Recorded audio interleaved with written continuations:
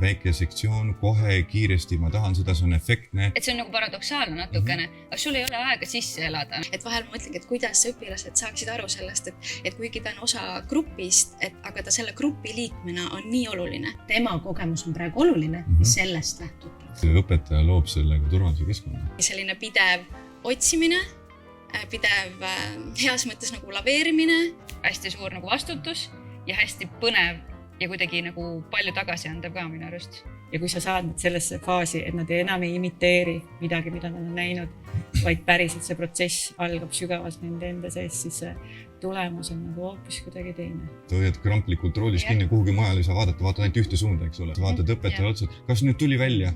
Sul on mingi visioon, kuidas see umbes laval välja näeb, aga tema näeb nagu, et siin ei ole mitte midagi, et mul on mõttetu kohta. Kindlasti ei tohi õpetaja nii teha.